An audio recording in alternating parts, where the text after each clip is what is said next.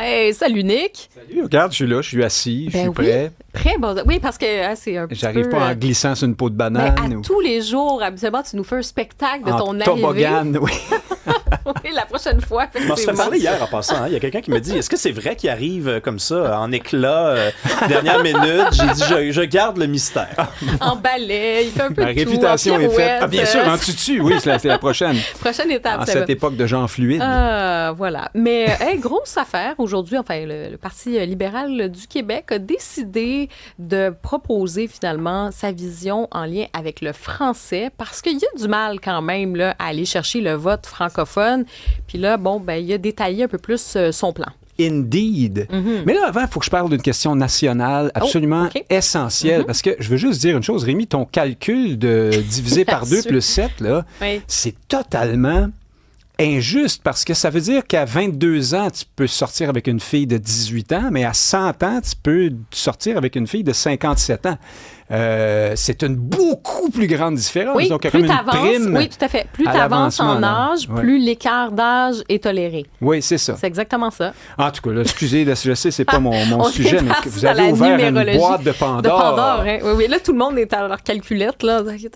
Non, mais c'est un sujet éternel le Arrête nœud, de taper sur le comptoir. Le nœud, là. mais j'aime ça met de l'action.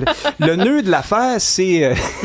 décidément, je fais rien. Tu sais qu'on a reçu un courriel là-dessus, hein, on nous a dit arrêtez de taper sur ces tables. Non, je te jure. Mais il y a des émissions de radio célèbres où tout le monde tapait sur le compte. Ça sera pas ici. Ouais. OK, on le fera pas ici. En plus, c'est une si belle mélamine.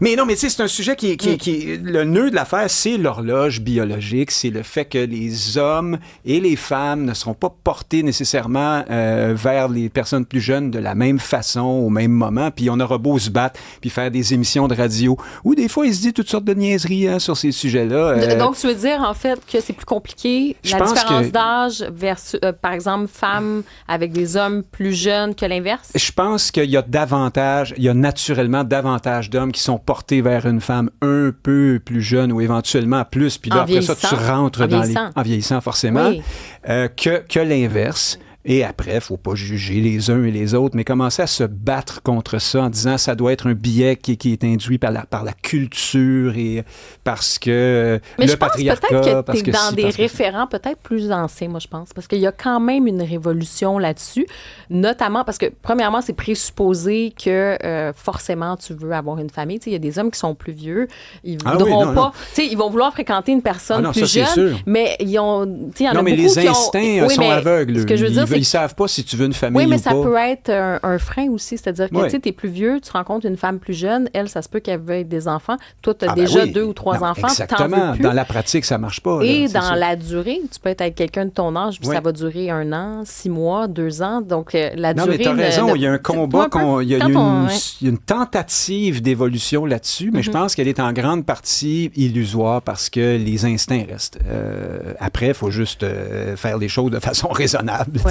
Puis mais il faut parler des libéraux. C'est toi qui veux nous en parler. Là, parce que ça va me faire taper sa table. C'est un plan très important là, des libéraux qui vont être pris cette fois-ci très au sérieux. On nous l'avait annoncé. Hein? Ils sont à 15% chez les francophones. Oui, ça ne montera pas. Parce que, alors, ce qu'annoncent essentiellement les libéraux, après nous avoir promis un plan costaud, musclé, l'avoir promis sans le détailler pendant plusieurs semaines, après s'être enfargé dans ses lacets de bottines sur cette question-là à plusieurs reprises, c'est de dépenser un peu d'argent pour faire aimer le français. Donc, faire la promotion du français, je le dis comme ça avec un ton sarcastique parce que c'est pas de ça dont on n'a pas besoin de faire aimer notre langue au Québec. La langue est un symptôme, ce n'est pas un objet en soi. La raison pour laquelle on s'inquiète du recul de la langue dans certains secteurs, c'est que ça manifeste un recul du peuple qui la parle et dont telle est la manifestation. Et des vraies mesures visant à changer ça, c'est pas des mesures qui vont dire « aimez notre langue, s'il vous plaît ». C'est des mesures qui vont faire en sorte que cette nation-là va s'épanouir sur son territoire. Donc, ça veut dire des mesures politiques, structurantes. Pour une fois, je pense que le terme est bien employé. Et non pas des barbapapas, puis des nananes, et puis des livres gratuits. Je suis pour, les livres, il y a ça dans le plan des libéraux. Le plan pour la lecture, ça, on peut... C'est très bien. Ça, on peut comprendre tout à fait, mais ça n'a pas grand-chose à voir avec le problème de fond qu'on veut régler. Mais c'est parfait du point de vue d'amener les jeunes à la lecture et tout ça, je suis d'accord. Mais je te donne un autre exemple. exemple, là, on veut ajouter 130 millions en francisation. Je veux juste rappeler que le commissaire à la langue française disait tout récemment que si vraiment on voulait commencer à entrevoir l'atteinte de nos objectifs dans ce domaine-là, il faudrait mettre 12 à 13 milliards de dollars dans la francisation. Autrement dit, on est tellement loin du compte, un peu parce qu'on se bat contre des chutes Niagara avec une cuillère à peau. Là. Jusqu'où... Comment peut-on combattre un problème en s'attaquant strictement aux symptômes? C'est un peu ça aussi, la francisation. Mais c'est aussi parce que les libéraux s'empêchent de regarder. Tu sais, on dit souvent la carotte et le bâton. Puis les gens disent la carotte ou le bâton. Nommément, ils veulent éviter le bâton. Ben voilà. Donc, il faut les deux.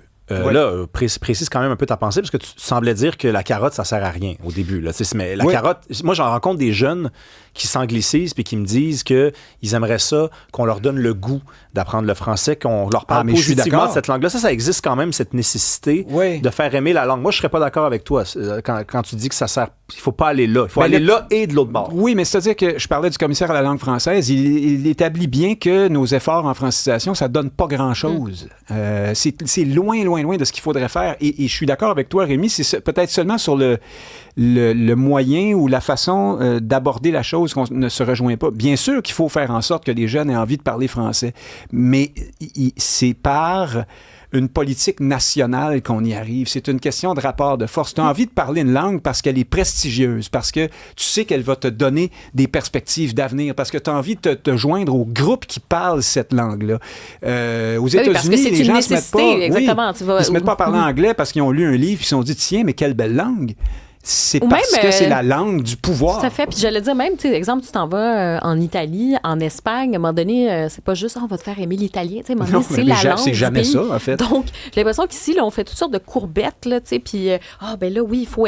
Non, à un moment donné, on est dans un État, la langue officielle, c'est le français. Ben oui, c'est un effort, mais c'est comme ça que ça se passe. Il faut que, comme tu dis, ce rapport de force. Et d'ailleurs, il faut l'établir. Il y a un point qui est aussi important sur la question des cégeps anglophones, parce qu'ils veulent revenir un petit peu à l'étape d'avant. Il y a eu des changements. Il y avait cette idée avec la CAQ de plafonner. Jouer sur les quotas un peu. Exactement, là. du nombre d'étudiants admis, par exemple. D'inscription, c'est ça. Mais dans quel pays, dis-moi sincèrement, là, dans quel pays normal on va finalement financer des places ça n'existe pas.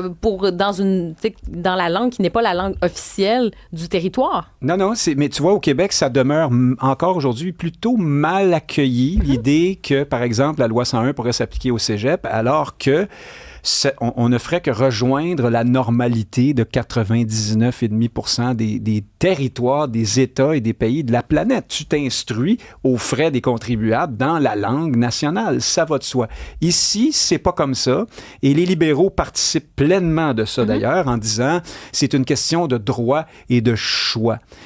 La traduction de ça en vrai français, c'est qu'on veut laisser l'État fédéral continuer d'attirer vers lui des gens qui vont s'assimiler à la culture anglophone plutôt que francophone. C'est ça qu'on fait quand on veut pas imposer le français au cégep. Dit, souvent on entend l'argument le libre choix, puis les étudiants du secondaire 5, ils pourront parfaire leur anglais. Ben, je suis désolée, si tu veux aller éventuellement dans une école, par exemple à l'université, tu pourras aller à l'école en anglais, mais ça fait partie du cursus. Ça fait partie du cursus. Oui. Donc, c'est quand même particulier. Et tu pourrais très bien avoir le libre choix, mais le faire à tes frais, d'abord, premièrement. Puis deuxièmement, on dit ça, hein, mais encore en 2026, et c'est une proposition complètement archaïque, ancienne. On dit ils veulent aller au cégep ou à l'université en anglais pour apprendre l'anglais. Mais non, c'est documenté que quand tu fais ça, tu parles déjà bien anglais à l'avance. Et il est aussi documenté que quand tu fais ça, tu vas transiter vers une vie anglophone par la suite, en grande partie.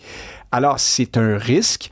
On a le droit de s'instruire en anglais, mais les Québécois, dans leur ensemble, ne sont pas obligés de payer pour ça non plus. Rapidement, tu veux-tu nous faire un tour du sondage léger? Les libéraux sont comme plus hauts que dans le dernier Palace, hein? Oui, mais... Ils sont à 27, là. Oui, ça reste c'était 25 dans Palace, je crois. 27, c'est quand même à quelques points du Parti québécois, qui lui aussi remonte d'un point par rapport à Palace. Bon, alors on est dans la marge d'erreur, disons, mais ce que j'ai remarqué d'intéressant dans ce sondage, c'est que la campagne qui s'en vient annonce ce qu'on voit souvent pendant les campagnes électorales, c'est-à-dire que tout pourrait changer complètement. Là. Christine Fréchette, dans le sondage de ce matin, n'est pas perçue comme la personne qui incarne le changement. En fait, il y a davantage de gens qui pensent qu'elle est à peu près comme François Legault. La continuité. Oui, que l'inverse. Et au contraire, Paul Saint-Pierre Plamondon, lui, même s'il y a des voyants rouges au tableau, quelques voyants pour le PQ, est vu comme celui qui incarne le changement. Et à cause du vote des francophones, le PQ garde pour l'instant une sérieuse option sur la victoire. Mais ce que je suis en train de dire, je reviens à la CAQ, c'est que le bilan des caquistes, là, il est épais. Il y en a beaucoup. Il y a plusieurs années de gouvernance. Il y a une pandémie, il y a Nordvolt, il y a un paquet d'affaires. Ça va revenir leur mordre les jarrets. Et tout le monde pense tout de suite à Kim Campbell, hein, qui avait été désignée comme ça première ministre et qui était partie en élection avec de bons sondages. Elle avait succédé à Brian Mulroney. Puis finalement, elle s'est fait laminer aux élections. Mais pensons aussi à Bernard Landry, qui était un politicien de haut calibre, de bonne qualité. Les péquistes, en 2003, avaient des bons sondages et ils sont allés perdre parce que le bilan les a rattrapés. Puis je pense que le sondage de ce matin nous annonce ça pour les caquistes, peut-être. Merci, Nick Payne. Salut.